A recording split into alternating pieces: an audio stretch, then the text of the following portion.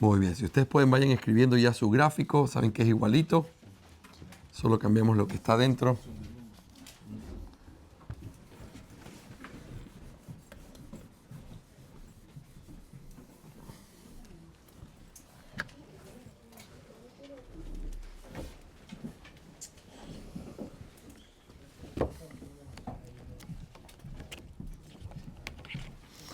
Mucha tecnología aquí.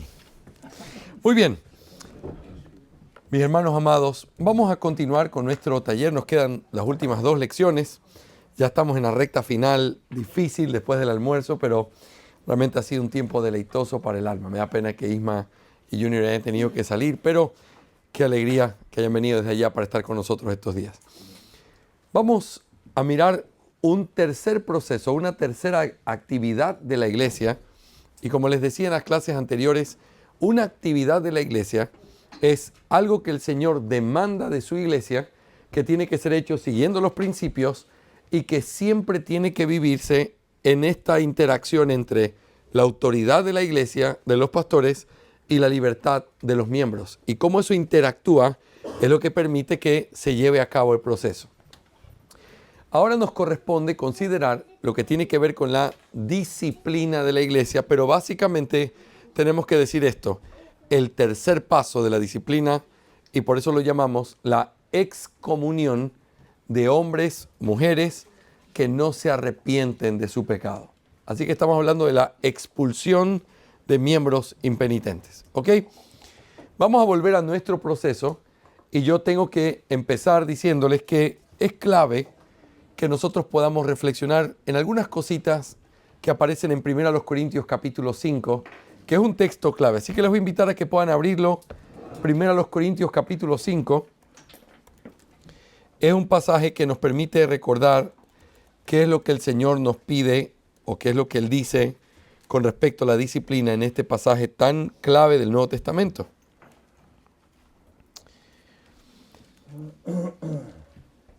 Capítulo 5 de 1 Corintios, voy a empezar desde el versículo 1 y vamos a ir hasta el final. Voy a ir mostrándoles, vamos a leerlo todo y luego quiero ir mostrándoles algunos puntos o enfatizando algunos puntos que nos van a ayudar a pensar en la disciplina. Dice el versículo 1, en efecto, se oye que hay entre vosotros inmoralidad y una inmoralidad tal como no existe ni siquiera entre los gentiles, al extremo de que alguno tiene la mujer de su padre. Os habéis vuelto arrogantes en lugar de haberos entristecido para que el que de entre vosotros ha cometido esta acción fuera expulsado de en medio de vosotros.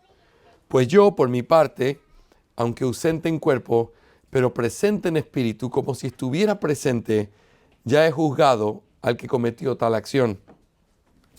En el nombre de nuestro Señor Jesús, cuando vosotros estéis reunidos, y yo con vosotros en espíritu, con el poder de nuestro Señor Jesús, entregad a ese tal a Satanás para la destrucción de su carne, a fin de que su espíritu sea salvo en el día del Señor Jesús. Vuestra jactancia no es buena. ¿No sabéis que un poco de levadura fermenta toda la masa? Limpiad la levadura vieja para que seáis masa nueva, así como lo sois, sin levadura, porque aún Cristo, nuestra Pascua, ha sido sacrificado. Por tanto, celebrad la fiesta no con la levadura vieja, ni con la levadura de malicia y maldad, sino con panes sin levadura de sinceridad y de verdad. En mi carta os escribí que no anduvierais en compañía de personas inmorales. No me refería a la gente inmoral de este mundo, o a los avaros y estafadores, o a los idólatras, porque entonces tendríais que salir del mundo, sino que en efecto os escribí que no anduvierais en compañía de ninguno que llamándose hermano es una persona inmoral, o avaro, o idólatra, o difamador, o borracho, o estafador. Con ese ni siquiera comáis.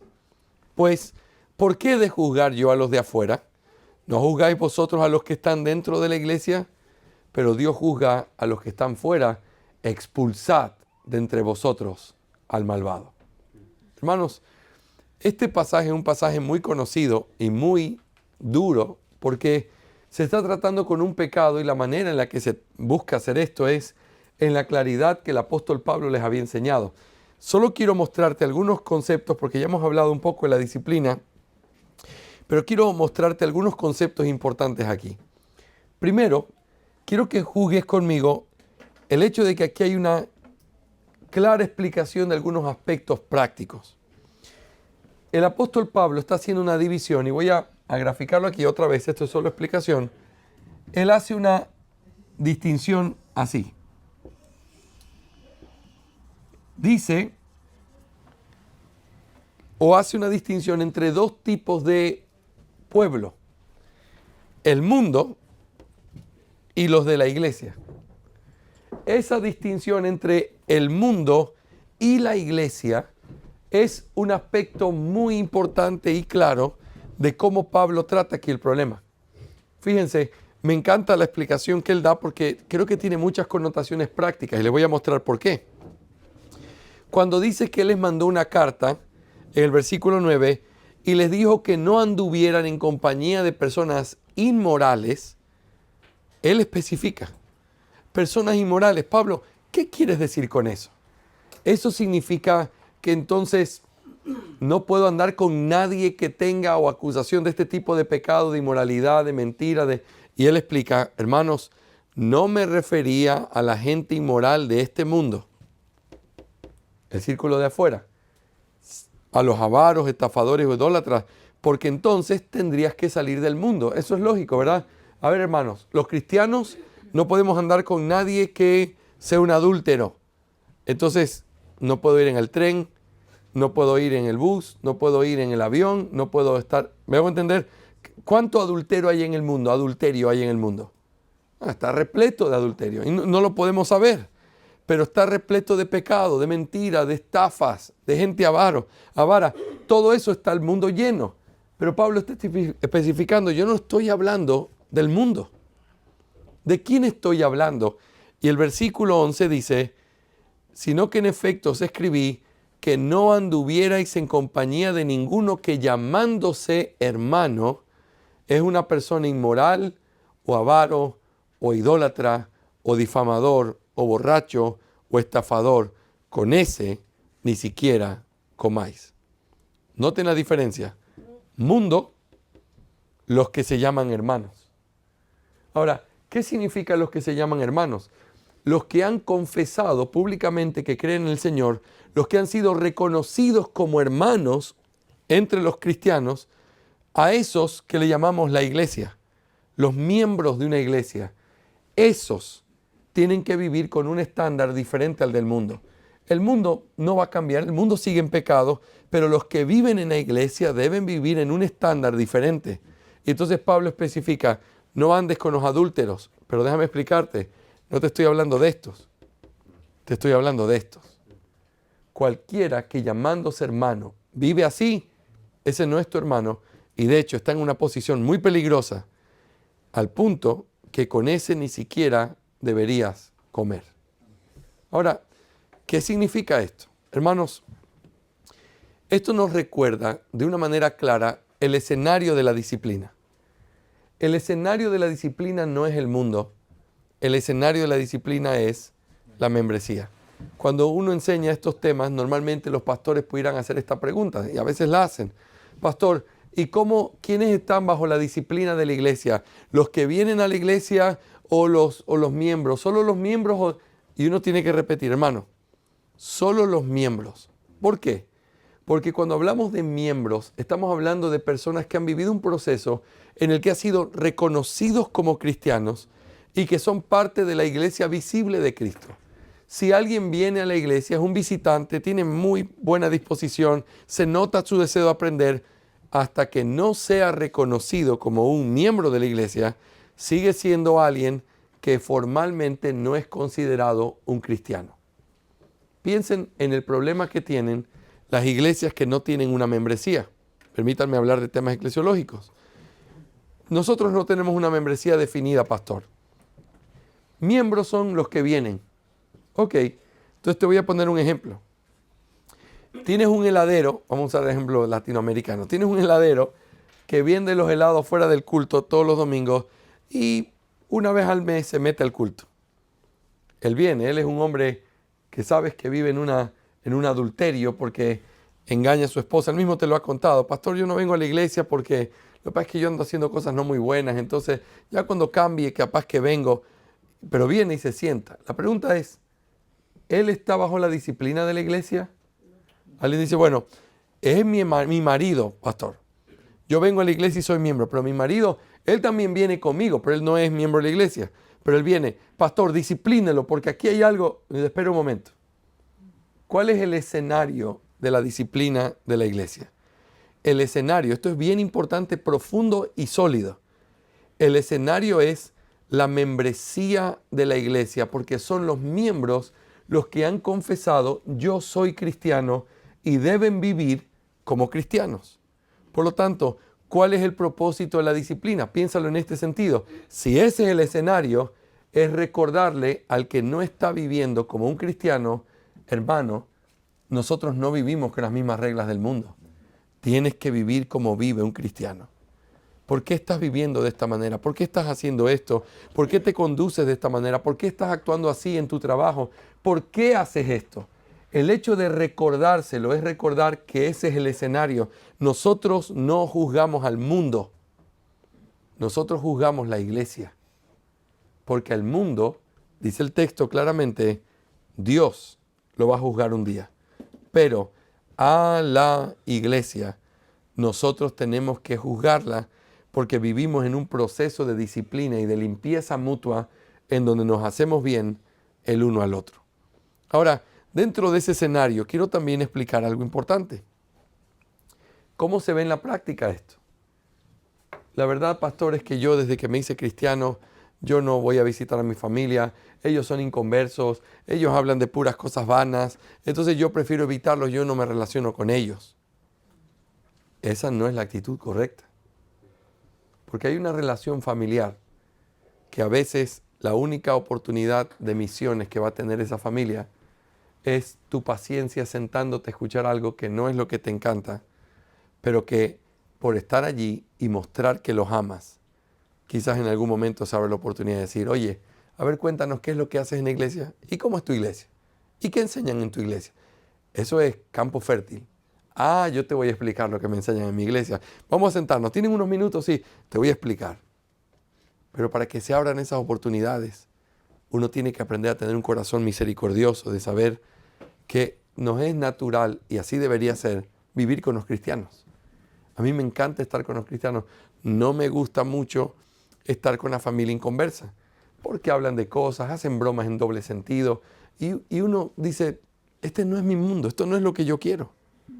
Pero al mismo tiempo, cada vez que se hace Navidad y se junta esa familia, y tengo que ir ahí y ponerme una sonrisa adicional, cada vez que estoy allí, estoy haciendo lo que Dios quiere que yo haga en este campo misionero que es el mundo. Ellos son el mundo. Ellos no son los que viven bajo la disciplina eclesiástica, es la iglesia. Pero tenemos que aprender a hacer esa distinción porque muchos cristianos cortan su relación con su familia porque la juzgan como si fueran iglesia, cuando en realidad son el mundo. Es que el texto dice que yo no debo ni comer con ellos, con los que llamándose cristianos viven como el mundo. Pero del mundo, tú eres un misionero y tienes que comer con aquellos que quizás no creen lo mismo que tú, no están en las mismas prioridades que tú, pero tú eres la luz que en la providencia de Dios esa familia recibe para poder escuchar. Quizás el tenerte allí es lo que va a hacer que al verte va a decir, ya, a ver, bendice los alimentos rapidito que tenemos hambre. Eso es lo que a veces provoca la presencia de un cristiano. Ya que estás tú, ya pues ora por los alimentos, ya que a ustedes les gusta orar. Aún esas cosas son la oportunidad de poder dar testimonio de que nosotros creemos en un Dios vivo. Pero esta distinción es vital en lo que tiene que ver. Pastor, yo debo ir a un matrimonio, si entonces yo sé que el matrimonio es de mi hermano, pero él es inconverso, lo va a hacer en la iglesia católica romana y luego hay una tremenda fiesta y borrachera, ¿debería ir? Yo te voy a decir lo que yo haría. Si te estropea un poco ir a la iglesia católica romana, no vayas. pero llega la recepción, quédate en la parte bonita donde se habla, donde se dice, donde se hacen cosas. Comparte con tu familia, muéstrate que estás allí y trata de tolerar lo más que puedas hasta que llegue el momento en el que te paras y dices, bueno, nos vamos a dormir. Que Dios les bendiga a todos. Qué gusto fue estar aquí. Le das un abrazo a tu hermano, felicitas a tu cuñada y te fuiste a tu casa. Porque si nosotros no mostramos esa disposición, estamos mostrando algo que Cristo no es. Nosotros no juzgamos al mundo. Nosotros juzgamos a los que llamándose cristianos no viven como cristianos. Porque del mundo, ¿qué puedes esperar? Que vivan como el mundo. Y no estoy diciendo que estén bien. Estoy diciendo, vives como el mundo. No puedo pedirte que vivas como cristiano si eres del mundo. Yo voy a hacer luz para ti en el mundo. Pero si tú eres cristiano, no puedes vivir como el mundo. ¿Me hago entender? Una segunda cosa importante en este escenario es la palabra juzgar. Juzgar.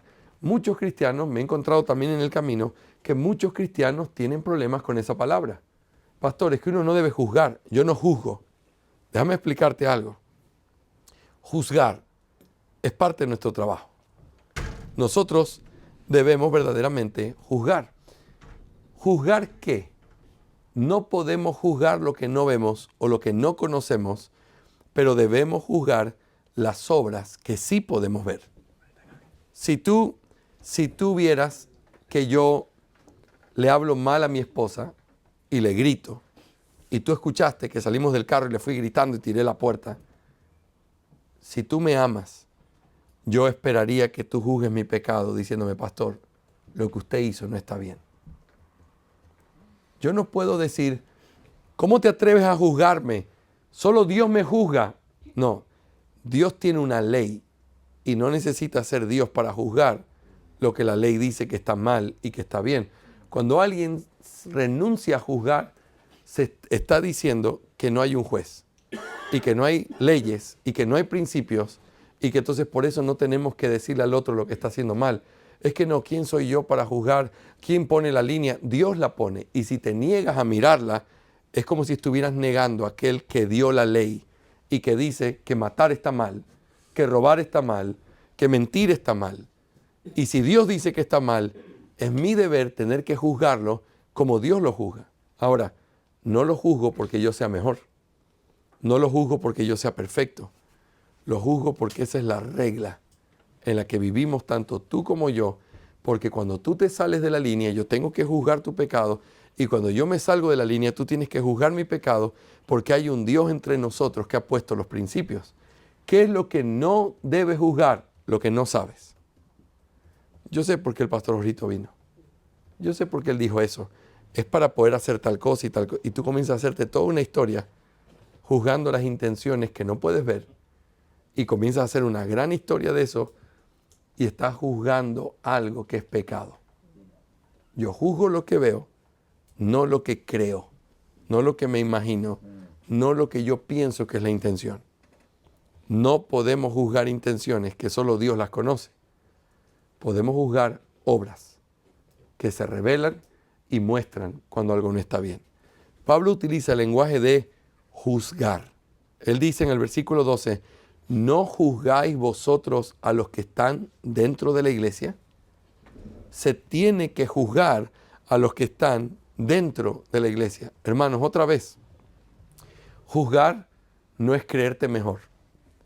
Juzgar es creer que hay un Dios que estableció leyes. Y si alguien golpea de una manera violenta a su hijo, tiene que saber que está pecando. Y si alguien le habla de una manera equivocada a su esposa, tiene que saber que está pecando. Y si alguien miente y tú lo ves mentir, sabes que está pecando.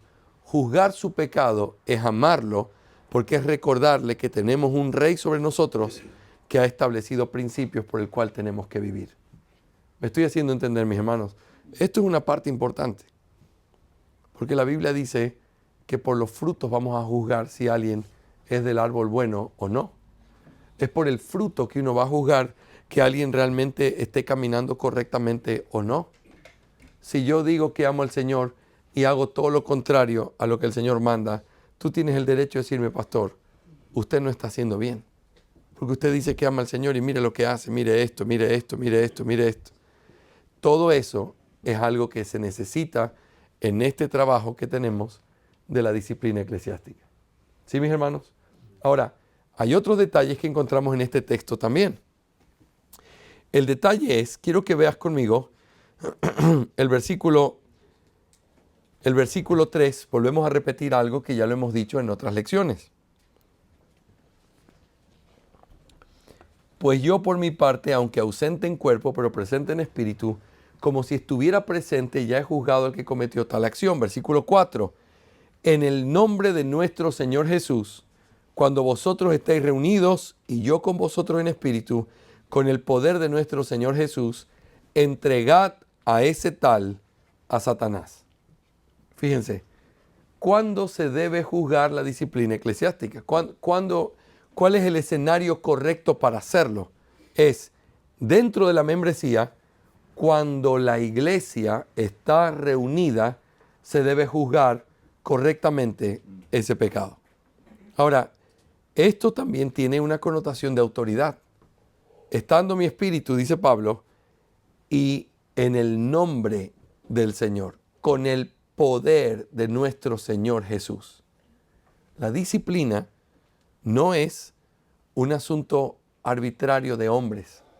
La disciplina no es una marca de gente que juzga y vive en pecado. La disciplina es la voluntad de Dios para el pueblo de Dios si queremos vivir en verdadera santidad. Dice el versículo 6 que un poco de levadura, ¿qué es lo que hace con el resto de la masa? La leuda.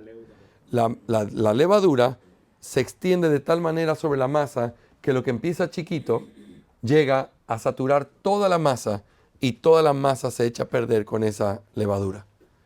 ¿Qué quiere decir Pablo aquí? Hermanos, cuando empieza un poco de levadura, corta esa parte, porque si no lo haces, todo el resto de la levadura va a llegar a la masa entera. Ahora, pensemos de manera práctica. ¿Qué hace la disciplina en la vida de una iglesia? ¿Qué hace? La disciplina en la vida de una iglesia nos recuerda que todos nosotros vivimos bajo la ley del Señor. Segundo, nos recuerda que el pecado trae gran dolor y que todos nosotros somos propensos a pecar. Tercero, que el hecho de estar en este pacto con Dios nos obliga a tener que vivir y esforzarnos por vivir conforme a lo que el Señor demanda en su palabra. Todas esas cosas son parte de lo que la disciplina hace. Pero también, escucha esto, cuando alguien peca, el resto tiembla. Cuando alguien es ejercitado en la disciplina, el resto siente dolor, porque entonces piensa, yo podría haber sido el que hizo este pecado. Y cuando eso sucede, lo único que encontramos es verdadero crecimiento y bendición en la vida de la iglesia. Hermanos, la disciplina hace bien a la iglesia local. No es agradable, pero es santa. Y cuando digo que no es agradable, no estoy diciendo que sea injusta. La disciplina tiene que dar la sensación de que se ha hecho en el temor del Señor y de una manera correcta. ¿Cómo puedes bendecir a la iglesia si la sensación que queda en los hermanos es que se ha cometido una injusticia contra un hombre? No puede eso bendecir. Se bendice cuando, a pesar de tener lágrimas en el proceso, estamos diciendo, hicimos todo lo que pudimos por tratar de traerlo de vuelta y él simplemente no volvió. Así que todos estos aspectos están pendientes aquí. Finalmente, antes de meternos en el proceso, quiero decirles que aquí hay en el versículo 5, un versículo que ha sido un poco controversial, pero creo que es claro en el contexto. Entregad a ese tal, a Satanás, para la destrucción de su carne, a fin de que su espíritu sea salvo en el día del Señor Jesús. ¿Qué significa ese texto? Bueno, lo que significa este texto es, nos está recordando cuál es el propósito por el cual se disciplina. Hermanos, ¿verdadero o falso? Para que se me despierten, ¿verdadero o falso? El propósito de la disciplina eclesiástica es destruir al maligno. Muy bien. El propósito de la disciplina eclesiástica es expulsar al que ha cometido pecado, ¿sí o no? Bueno, sí, pero con un propósito. ¿Cuál es el propósito? Que se arrepienta, que regrese, que pueda salvar su alma. Déjame explicar esto de una manera práctica. Vamos a decir que tenemos en la iglesia a un tal Juanito. ¿Ya? Ninguno de ustedes, un Juanito. Ese Juanito, cada vez que digo nombre, yo tengo gente linda con todos los nombres y después estoy pensando, ese no, vamos a poner otro nombre. Rafael. Ese vamos a usar ese nombre, Rafael. Ok. Rafael es un muchacho que creció en la iglesia. Es un muchacho que realmente nunca dio frutos de muchas cosas porque nunca fue tan malo, pero tampoco fue tan bueno buscando al Señor. Pero como estaba allí y todos se bautizaron, sus amiguitos de la misma edad, él también se bautizó, es miembro de la iglesia, nunca ha hecho nada muy difícil como para, digamos, este tiene que ser sacado, disciplinado. Nunca hizo nada. Pero de pronto sale a la luz que Rafael es un hombre que ha estado teniendo relaciones con chicas en oculto, teniendo fornicación con estas chicas, y terminó con una y luego tuvo otra y luego tuvo otra, y uno comienza a decir, espera, aquí hay algo que no está bien. Y uno comienza a exhortarlo, y él simplemente dice, yo no he hecho nada malo, yo he tenido estas relaciones con los permisos de mis padres, yo no tengo por qué, pero en todas estas cosas va guardando información, ha hecho pecados, ha cometido pecados, está viviendo una vida horrenda, oculta, horrenda. Muy bien, ¿qué se hace? Entonces uno va y lo confronta y todo el proceso, y vamos a pensar en este hombre, Rafael, que entonces él dice, yo no tengo nada de que arrepentirme, yo no he hecho nada, no sé qué, no sé cuánto. Llega el momento en donde él es puesto delante de la iglesia, se endurece y dice, no me interesa lo que ustedes digan, yo tengo una relación con Dios y yo tengo mi propia relación con Él, eso no depende de ustedes. Finalmente es sacado, expulsado porque no se arrepintió, y en esa expulsión, lo primero que comienza a pasar el próximo domingo, porque él sigue viniendo a la iglesia como si nada hubiera pasado, él viene y entonces en ciertas conversaciones cuando dicen los cristianos, alguien comienza a hacer distinción con él, sí, pero tú no lo eres. Porque los cristianos son aquellos que viven conforme a la verdad. Te amamos y puedes seguir viniendo, pero tú no eres parte del pueblo de Dios. Se le comienza a hablar como si fuera un inconverso. Oye, tienes que venir al Señor en arrepentimiento y fe. Tienes que conocerle como tu Salvador. ¿Cómo me hablas eso si yo desde los 13 años estoy en esta iglesia? Y comienza la disciplina a hacer su trabajo. Ese muchacho, vamos a decir que nunca fue cristiano. Ese trato de la iglesia con amor y con claridad lo va a llevar a cuestionar algo que él nunca en su vida ha sido capaz de cuestionarse. Yo, no cristiano, ni de chiste, pregúntame cualquier versículo. Pregúntame, yo me las sé todas. Pero en el momento en que es puesto fuera de la puerta de la ciudad, por decirlo de una manera simbólica, se mira afuera en esa oscuridad y en ese frío y comienza a mirar y a decir, ¿por qué no estoy adentro? ¿Por qué no estoy con el resto si siempre he estado allá? Y comienza a pensar, ¿por qué todos piensan lo mismo de mí? ¿Será que en realidad yo nunca conocí al Señor? ¿Será que en realidad nunca he tenido una manifestación real de arrepentimiento porque todo ha sido superficial, siempre he vivido una vida doble? Y él comienza a pensar en cosas que nunca iba a ser capaz de pensar mientras estaba sentado en la iglesia, anestesiado en su conciencia, tomando la cena del Señor todos los domingos y recibiendo el abrazo de hermano de parte de toda la iglesia. Con ese muchacho, ¿cuál es el propósito de la disciplina? Al igual que con el resto, que él pueda salvar su alma. Y a veces para salvar el alma tenemos que dejarlo fuera de la ciudad un par de meses para que él pueda, al sentir el frío, comenzar a pensar en cosas que él nunca jamás hubiera pensado. ¿Me hago entender? Ahora, vamos a decir que sí era cristiano, porque a veces puede ser que sea cristiano y esté endurecido. Es sacado y tratado como un inconverso. En ese proceso, el hecho de que él se sienta afuera y lo que él ahora es, lo va a obligar a decir, no, ábrame la puerta, hermanos, yo soy de ustedes. Yo soy de ustedes, hermanos. No me dejen aquí. Y entonces, en eso capaz que se arrepiente y muestre, lo que se da cuenta es que era un verdadero cristiano, endurecido por su orgullo, su pecado, su soberbia, vuelve arrepentido y logra que su alma sea clarificada con respecto a este tema y la disciplina cumple su función.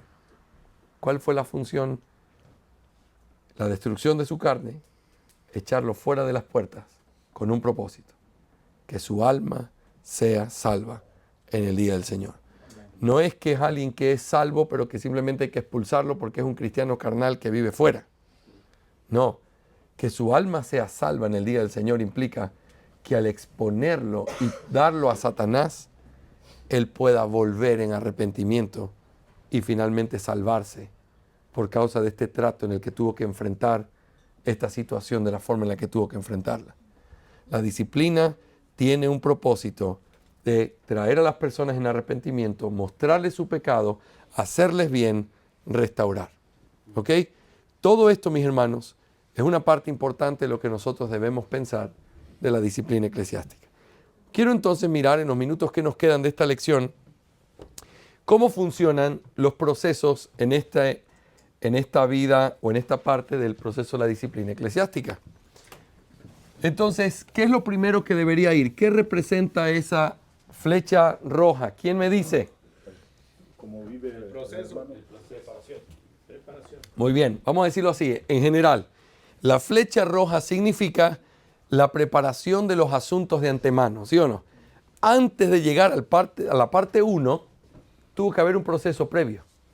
¿Cuál es el proceso previo? Porque vamos a empezar así. El punto 1, ¿qué es? Decimos el hecho de compartir o de... Exponer. Sería... Mencionar. Informar. Informar es una buena palabra. Exponer es una palabra fuerte que también es buena. ¿Por qué? Porque exponer implica no solamente decir él pecó, es decir, esto es lo que pasó. Entonces, lo que se hace aquí es cuando se presenta el caso delante de la iglesia. Así que es una exposición, es una información, pero es más que información, es una exposición, pero es el hecho de presentar. ¿Por qué presentar? Porque eso puede ser cuestionado por la iglesia si no se han vivido los procesos. Así que yo lo presento delante de toda la iglesia. Así que ponemos aquí, el primer paso sería presentar el caso delante de la iglesia. Presentar el caso delante de la iglesia. Muy bien, hablemos de algunas cositas aquí antes de seguir. Esto es el tercer paso. ¿Qué debería estar entonces en la flecha? La investigación. Paso 1 y la corroboración. Muy bien, yo diría aquí, aquí está la corroboración e investigación, examinación. La línea es la autoridad de examinar que tienen los pastores. Antes de eso tiene que haber, en primer paso,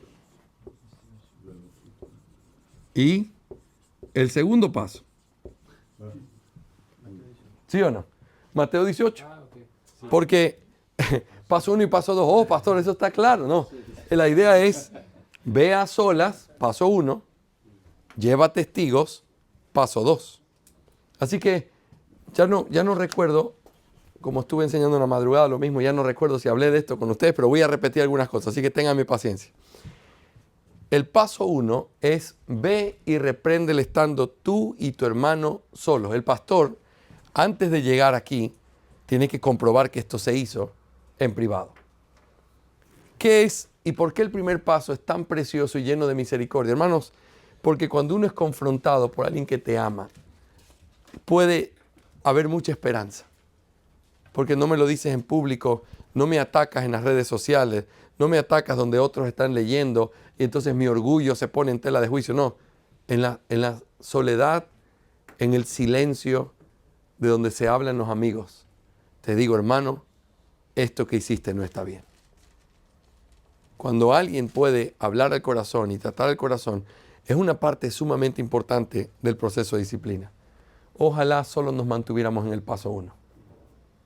Ojalá fuéramos tan sensibles que el simple hecho de que un santo venga y te confronte sea suficiente para doblegarte y decir, he pecado. Hermanos, pero aquí quiero que me permitas hacerte una exhortación. Hermanos, decir la verdad no es todo lo que necesitas. Es gracia para decir la verdad en el momento oportuno para decir la verdad. Porque hay gente muy impertinente, fuera de todo dominio propio, que dice, es que yo soy sincero. Escúchame una cosa. Ser sincero no es una virtud cuando no puedes ponerle freno a tu boca. Eso es ser impertinente. Ser sincero es amar a las personas de la manera en la que tienen que ser amadas, con verdad, en el tiempo correcto. Perdón, ¿solamente los pastores deben que hacer esto? No, el pastor certifica que esto se hizo. Se puede ser hermano y miembro. Esto lo tiene que hacer un miembro, si es que es un miembro cualquier que vio este problema, ¿verdad? Estamos hablando de la relación entre nosotros. Aquí no hay nada público. Esto es todo uno con otro. Nos estamos cuidando el uno al otro. Tiene que haber sabiduría, prudencia. Hermanos, no basta con tener la verdad, hay que saberla decir. Hay que saber buscar el momento oportuno. Hay que ser cuidadoso. Algunas personas dicen, yo voy a hablar con este hermano porque ya no aguanto más este tema. Yo tengo que decirle que a mí me molesta, como, por poner un ejemplo, sus hijos hacen bulla en la iglesia. Yo tengo que decir que eso está mal porque a mí me molesta que haya... Espera un momentito. ¿Qué te molesta? ¿La bulla? ¿Te molesta y tienes que decírselo porque a ti te molesta o realmente es porque amas al hermano y te estás dando cuenta que la bulla es resultado de que él está pecando contra sus hijos porque no los corrige? Porque si eso es lo que te apena y por eso quieres tratar, entonces tienes la luz completamente verde para poder hacer eso. Pero si lo haces porque te molesta, si lo haces porque simplemente te parece que está mal y a mí me gusta decir todo lo que yo pienso, tú no eres un hombre espiritual. Tú eres un hombre que no tiene dominio propio. Porque uno no puede andar por el mundo diciendo todo lo que le molesta pensando que eso es una virtud. Yo hablo con alguien cuando lo que está haciendo mal no es porque me molesta, es porque a él le hace daño y lo va a tropezar en algún momento. Hermanos, esto es bien importante entender esta diferencia. Porque uno puede vivir completamente egoísta pensando que está honrando al Señor y se está sirviendo a uno mismo. Yo le digo a los hermanos todo lo que yo pienso siempre. Ven acá, te voy a decir un par de verdades. Espérate. Eso no es virtud. Eres un tropiezo. Un hombre prudente, una mujer prudente, miran, oran, le piden al Señor el momento oportuno y no dejan de decirlo con toda la gracia que se puede, porque tú quieres el bien de tu hermano. No quitar una molestia para ti, el bien de tu hermano. ¿Me hago entender, mis hermanos? Este principio es clave. Luego viene el segundo. ¿Qué pasa cuando yo intento hablar en privado, le hablo a su corazón, tengo la mejor intención, le hablo bien, le hablo con misericordia, lo trato así y no funciona? Y recuerda algo, no es solo una vez, es todas las veces que lo intento, todas las veces hasta que simplemente ese paso ya no resulta. Es como cuando estás intentando algo y te das cuenta que ya no importa si lo intentas 1000 años más haciendo lo mismo, simplemente no va a haber un resultado y te das cuenta que tienes que pasar al siguiente paso. El paso 1 no significa la primera vez. El paso 1 significa el primer nivel en el que lo he tratado más de una vez, tratando de resolverlo aquí, sabiendo que por el bien de mi hermano es mejor que él me escuche en este nivel que tener que exponerlo a un nivel superior. Cuando eso no pasa y tengo que ir al segundo nivel, entonces viene la parte de los testigos. Hermanos, escúchenme con cuidado. En 1 Corintios capítulo 6 dice Pablo juzgando a los corintios de que ¿cómo puede ser, hermanos, que ustedes tienen problemas judiciales entre ustedes? Se están poniendo abogados y jueces entre ustedes. ¿Por qué? Y su cuestionamiento es este. ¿Acaso no hay hombres sabios entre ustedes que puedan aquí juzgar este problema? No, que él me pidió un dinero y no me lo pagó y entonces me dijo que así. Esos problemas siempre ha habido desde el tiempo de Corinto hasta el día de hoy. ¿Cómo lo resolvemos? No, yo me voy a los tribunales porque a mí me gustan las cosas rectas. Es una vergüenza para el evangelio que dos de la misma fe no se puedan poner de acuerdo. Porque es suficiente que un hermano venga y diga, hermano, usted pecó contra él y esto es lo que usted debería hacer. Y hermano, gracias por su paciencia, por favor, permita que el hermano haga esto. ¿Es posible? Sí, sí es posible. Y entonces se juzgó el tema, se guardó el testimonio y se resolvió el problema. Eso es lo que Pablo buscaba y eso es precisamente la naturaleza de los testigos de este segundo paso. Yo les decía, sí, o no me acuerdo si era ustedes, pero estaba hablando de esto en estos días, donde ¿cómo se buscan normalmente los testigos en la cultura evangélica de nuestros días? A ver, vamos a buscar los testigos. Yo tuve un problema aquí con Carlito y vi que Daniel tuvo el mismo problema. Y le digo, Dani, ven acá. ¿Cierto? Tú tuviste hace unos meses un problema con Carlos, ¿no? Sí. Hermano, ¿me quieres contar? ¿Así oramos juntos por esto? Sí, mira, lo que pasa es que Carlos es así, me gritó. Ah, muy bien. Y de pronto me acerco y Roberto también tuvo un problema con Carlos. Pero fue hace un año. Y me acerco, Roberto, ¿tú tuviste un problema? Sí, hermano, la verdad es que eso fue difícil, pero ya lo resolvimos. No, pero ¿qué fue lo que pasó? Es porque quiero orar, quiero saber. Y entonces de pronto llega Carlos un día y le digo, Carlos, yo quiero hablar contigo y voy a ir con unos hermanos. Y Carlos entra al tribunal donde le vamos a cortar la cabeza. Y está el uno sosteniendo la espada a un lado, el otro al otro lado. Y aquí hay un complot contra él que solamente un necio pensaría que eso es para ayudar a un hermano. Ponerle testigos en un complot a alguien que puedan testificar de lo mismo de una manera completamente pecaminosa, porque para poder armar mi complot tuve que pecar muchas veces. Cuéntame, no, esto es para mí, pero yo tengo un plan trazado, tengo una intención oculta, estoy haciendo pecado, estoy murmurando contigo, pero tengo que levantar aquí mi juzgado. Y entonces yo voy bien argumentado para ir a destruirte y decir, y no soy el único que piensa así. Nadie me ha ayudado nunca cuando me dice, no soy el único que piensa así. Porque lo único que yo siento cuando alguien me dice eso es, ¿y dónde están los otros que piensan así? ¿Y por qué no me lo han dicho?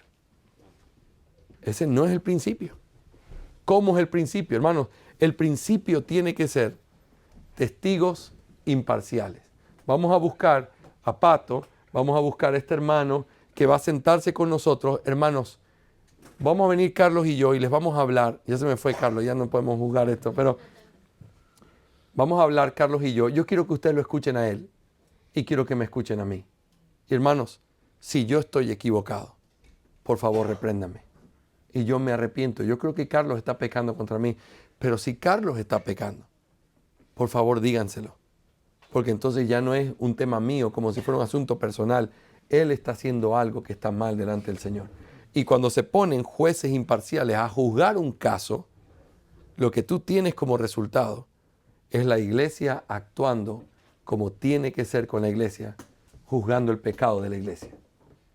Entonces no es quién está conmigo, qué grupo hago yo más, cómo le gano la fuerza a este otro, cómo me argumento como si fuéramos el mundo. No, cuando tú tienes un pecado con alguien y alguien no lo quiere resolver contigo, siempre le digo a las personas, ¿por qué él no quiere hablar contigo? Es que no entiendo, yo lo busco, sí, pero si tú te pones loco y comienzas a gritar, nadie quiere hablar contigo. Pero si traes testigos, quizá eso va a permitir demostrarte que hay un pecado que tú no puedes ver. Y que quizás lo que estás diciendo es verdad lo que está diciendo de Carlos y él va a tener que arrepentirse. Pero se va a juzgar bíblicamente algo que se tiene que llevar y tratar como el Señor quiere. ¿Me hago entender, mis hermanos? ¿Qué pasa cuando eso no funciona? Vamos a decir que yo soy acusado delante de estos testigos, los testigos le dan la razón al hermano que me acusó y dicen, él está mal, él está pecando, y los hermanos al escuchar los casos y escucharme a mí dicen, hermano Jorge, tú estás mal, te tienes que arrepentir. Yo digo, no, ustedes lo que pasa es que siempre estuvieron a favor de él, ustedes no me entienden, a mí nadie me entiende, yo lo que ando aquí solo, pero todos se burlan de mí, cualquier cosa que esto fuera, y me endurezco. Esto pasa de esta primera parte del proceso a la segunda parte del proceso. Esto es privado. Aun cuando sea testigo, sigue siendo privado. Porque como son hombres maduros, si eso se resuelve entre nosotros, ahí terminó todo. Amén. Pero cuando esto no se resuelve en privado, entonces llegamos a una instancia pública en donde el pecado es puesto delante de la congregación. Es como si cambiara el escenario o el jurado. En este jurado, el jurado es pequeñito, son 2 o 3. Aquí es la iglesia entera. Porque si no escucho a 2 o 3, la cantidad de cristianos dando el mismo testimonio es lo que determina que realmente se está cometiendo un pecado que él no quiere entender, no quiere escuchar, del que no quiere arrepentirse. ¿Me hago entender? Sí. Muy bien. Intencionalmente los estoy dando con sus preguntas. Nos falta una lección más y entramos a las preguntas, ¿ok? Ahora, se presenta el caso a la iglesia. Hermanos, escúchenme. Luchen contra ustedes. Escúchenme. Cuando uno presenta el caso a la iglesia, está argumentando de una manera en que la iglesia tiene el derecho de hacer preguntas. ¿Por qué el hermano Carlos no está aquí? Hermanos, aquí está la carta que le mandamos hace un mes diciéndoles que hoy vamos a tener la reunión. Y él dijo a través de este mensaje, a mí no me interesa estar en esa reunión, di lo que tú quieras. A mí me da lo mismo. Perdóneme, Carlito, vamos a cambiar de nombre. No, la de Carlito no dijo eso, es otro, pero es otro Carlito. Ahora, tampoco es Río, es otro. Ahora, piensen eso, la iglesia tiene derecho a preguntarme por qué no está aquí el hombre que está siendo juzgado, ¿sí o no? Claro que tiene derecho. Y yo tengo que tener una respuesta. La respuesta no es, no lo invitamos porque él hace problema después. Esa no es una respuesta. La respuesta tiene que ser, aquí está porque lo invitamos y él tiene el derecho de poder decir y que ustedes lo escuchen porque estamos tratando de juzgar esto bíblicamente. Él no quiso venir y no le importa estar aquí. Eso ya tiene un mensaje por sí solo, ¿sí o no? A él no le importa. Lo que ustedes acuerden, a él le da lo mismo. Entonces, también la iglesia tendría el derecho de preguntar, pastor, ¿a usted le consta realmente que se hicieron estos pasos? Yo tengo el deber de tener mi respuesta. Sí, hermanos. El hermano Fabián me llamó y me contó esto. Yo lo aconsejé. Él ha estado en este proceso, ha estado orando. Yo fui uno de esos testigos que él llamó para poder escuchar el caso y poder juzgarlo y dar la oportunidad al otro hermano que se exprese. En esa reunión él dijo esto, porque yo estuve presente. Pero también aquí está el hermano Pedro. Por favor, hermano, ponte de pie. Da testimonio de lo que pasó en esa reunión cuando tratamos de hablar con él. No, la verdad es que él se enojó y en un momento gritó y se fue y dijo, todos ustedes, esta iglesia es una iglesia legalista, y no le importó cuando estábamos tratando este tema con mucha misericordia. Hermanos, la iglesia tiene derecho de saber qué se está haciendo bíblicamente porque esa es su libertad. La libertad de comprobar que el proceso es hecho como Dios manda. Así que, ok, la iglesia se le contestó las preguntas, se trajo el pecado. Ahora la iglesia tiene la responsabilidad, después de saber cuál es el pecado, de llamar al hermano al arrepentimiento y comprobar. Fíjense que las palabras son siempre las mismas. Presentar, comprobar. Pregunto para los estudiantes despiertos de esta clase. ¿Comprobar qué? ¿Qué tiene que comprobar la membresía? No, eso ya lo comprobamos aquí, ¿verdad? ¿Qué es lo que tiene que comprobar aquí? Que la acusación es cierta, que hay un pecado del que no se está arrepintiendo, que este hombre está endurecido en su pecado y no quiere saber nada. Eso es lo que tiene que comprobar, porque aquí se comprobó que se hizo el proceso. Pero al entrar al tercer paso, ellos tienen que comprobar que hay un pecado no arrepentido del cual este hombre no quiere dar cuenta. ¿Me hago entender? Estamos tratando de proteger bíblicamente que se haga un juicio correcto si algo está mal. Así que comprobar que hay un pecado no arrepentido.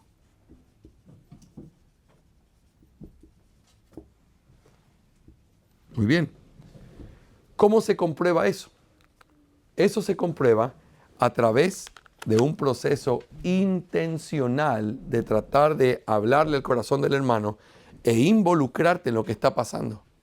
Llamarlo, invitarlo a la casa, hacerte tiempo para hablar con él, buscar una cita con él.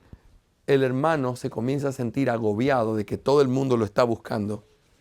Y esa es la manera providencial que Dios utiliza para golpear el corazón. A mí me gusta ilustrarlo de esta manera.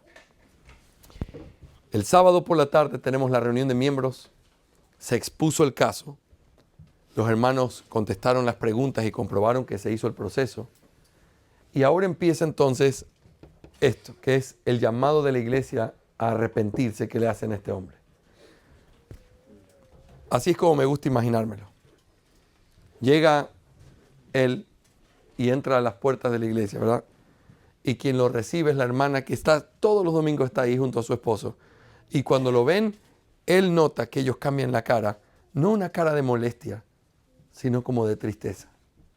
Y lo abrazan y sin decirle nada, la hermana llora. Y le dice, te amamos tanto, mi hermano. Él entra un poco incómodo.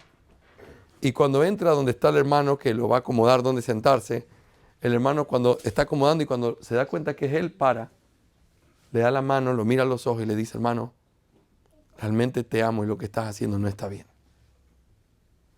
Y entonces él va y vamos a decir, y me gusta también usar esta ilustración, se sienta en una banca y se sienta justo al lado de la viejita más complicada de la iglesia. Y cuando se sienta, la viejita que lo ve como un hijo, lo comienza a peñiscar. ¿Qué es lo que te pasa a ti? ¿Cómo puede ser que te portes así, muchacho? Tienes que cambiar. Impertinente quizá, pero es su manera de mostrar el amor que siente por él y su preocupación. Y finalmente se sienta al lado de él, el mejor amigo que siempre ha estado con él, se sienta y no le dice nada, pero le pone la mano en el hombro y le dice, esta semana busquémonos tiempo para conversar. No necesitamos muchísimo más. Hay una presión sobrenatural en el corazón de ese hombre. Si ese hombre no es capaz de escuchar a su iglesia, ese hombre no tiene vida espiritual en él. La disciplina eclesiástica puede ser comparada con ese ejercicio de los primeros auxilios. Vamos a decir que me invitan a tomarme una 11 y estamos ahí tomándonos la 11 y de pronto caigo desvanecido en la sala de la casa. Pastor, ¿qué pasa? Ninguno de los dos sabe primer auxilio, pero tratan de hacer lo que pueden, golpean, que se despierte y se acuerdan que hay una vecina colombiana a la vuelta que es enfermera. Corren a buscar a la vecina, la traen, la vecina tiene sus cosas, ¿verdad? Pero no tiene todos los equipos, solo lo que tiene en la mano. Ella sabe dar respiración boca a boca, sabe golpear, sabe mirar los signos vitales. Nada. Entonces llaman al 911 y llega el 911 y traen los médicos que vienen, los paramédicos con golpes de electricidad y todo, y vienen con toda la camilla, todo, y se arma ahí alrededor, y están tratando de revivirlo, y lo golpean en el pecho, y lo golpean en el pecho, y no reacciona. Si cuando lo cachetean, humanamente, lo mejor que se puede, no se despierta. Si cuando la enfermera vecina viene y le da respiración boca a boca, y trata de darle, reanimarlo, no se despierta. Y si cuando vienen los paramédicos y le ponen electricidad en el pecho, no se despierta, ¿cuál es el veredicto? Muerto. Eso es lo que es la disciplina.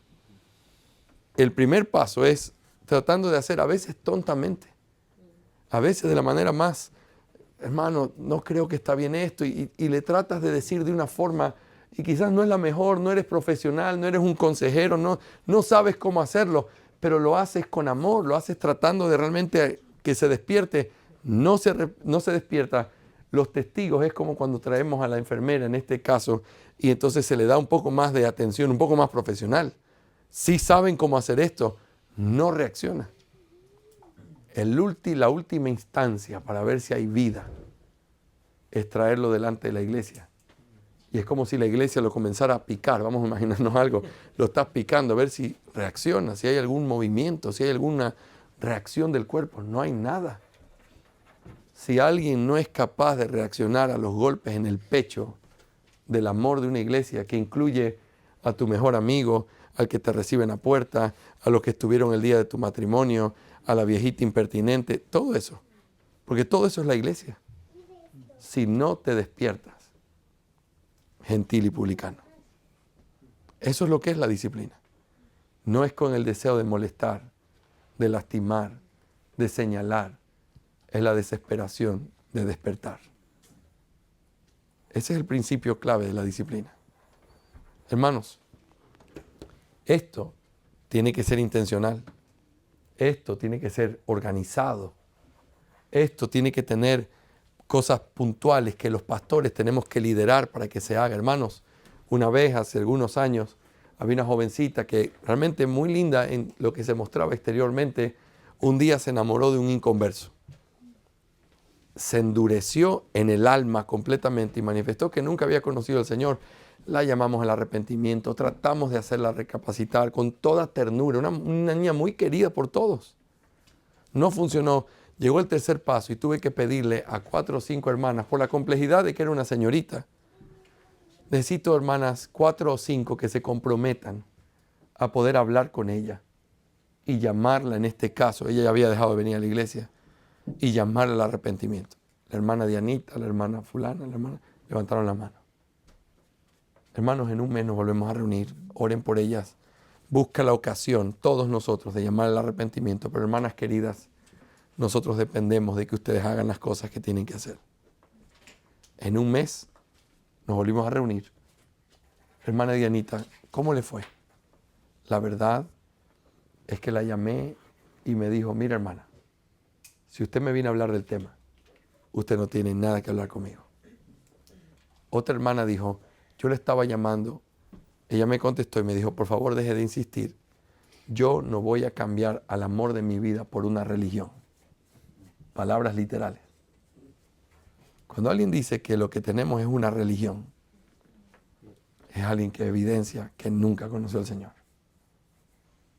Hasta el día de hoy, ella no ha vuelto a la iglesia. Han pasado 6 o 7 años. Ya tiene una bebé. Me alegro en silencio de la distancia de que tenga una bebé. Me alegro de que le vaya bien en su matrimonio. Pero es el dolor de una mujer que está bajo el serio juicio de Dios. Porque no es tan fácil como decir, ya, voy a actuar como inconversa. Hagan de cuenta que soy una inconversa. No, es que te hubiera sido mejor nunca escuchar nada. Porque todo lo que has escuchado está en tu contra el día del juicio final. Y tememos por tu alma. Entonces, las hermanas dieron testimonio, todas la misma historia. Tuvimos que sentenciar el caso, gentil y publicano. Hasta el día de hoy no ha vuelto a ninguna iglesia, no le interesa nada, sigue con el amor de su vida y desechó a Cristo porque realmente nunca lo conoció. Pero hermanos, esto tiene que ser intencional y guiado por pastores que tratan de buscar que esto realmente se haga como el Señor quiere. ¿Cuál es el tercer paso que encontramos allí? ¿Qué hemos dicho? Votación solemne. Cuando hablamos aquí de votación solemne, estamos hablando de que esta es la forma, lo hemos dicho ya en otros procesos, esta es la forma en la que la iglesia está mostrando su afirmación sobre algo de una manera formal. Nosotros afirmamos que esta persona no responde. Es el veredicto, pero de manera formal dicho. Esto es lo que la iglesia dice. Entonces, cuando eso sucede, ¿cuál es el cuarto paso? La sentencia. ¿Y quién tiene que sentenciar? Los pastores. Eso es sententiam ferre, dice John Cotton. Significa se establece sentencia. Se toca el martillo sobre la mesa y se dice gentil y publicano. Eso es algo que nosotros quisiéramos nunca tener que hacer, pero es parte de lo que Cristo nos ordena. Gentil y publicano. Muy bien. Hermanos, déjenme terminar con unas palabras de esperanza hablando de este tema tan difícil. En 2 semanas, en la iglesia vamos a tener por primera vez la oportunidad de votar, pero ya no para sentenciar, sino para poder reingresar en la membresía a un hombre que fue excomulgado. Nunca dejó de venir a la iglesia, pero vivía en su pecado y de pronto el Señor trató con él. Y él comenzó a decirme desde hace más de un año, pastor, el Señor está haciendo algo en mi vida. Yo le dije, sé fiel y no dejes de venir y muestra lo que el Señor está haciendo en tu vida. Te amamos y tú lo sabes. Y estuvo y ha venido todo este año, un hombre amado profundamente. Y hace unos meses escribió una carta formal, porque fue lo que le aconsejé, pidiendo a la membresía que considere el hecho de que él pueda ser reingresado a la membresía, porque él cree que era cristiano, endurecido por su pecado, pero ha dejado su pecado y quiere estar en paz con los hermanos y con el Señor. En 2 semanas vamos a tener esa votación. Creo que es una votación que va a ser positiva completamente, porque él ha dado una evidencia tan clara que va a ser una celebración. Fue un dolor cuando se fue, entre lágrimas, porque no concibo un pastor que sentencia a alguien y se ría o se jacte. Por fin se fue este que molestaba. Porque es tener que mutilar o cortar una parte de tu cuerpo. Pero qué gozo es cuando después de un tiempo, no sé si la metáfora sirve, pero ese dedo que me cortaron, de pronto se comenzó a mover. Se mueve el dedo, métanlo otra vez en la mano. ¿Verdad? No existe esa ilustración, pero eso es lo que significa. Está vivo. ¿Y qué esperamos para recibirlo? Nada. Solo esperamos saber que es verdaderamente vida que viene de parte de Dios. Y tener el reingreso de alguien en la membresía nos enseña también algo. En nuestra iglesia tenemos por lo menos 2 personas más.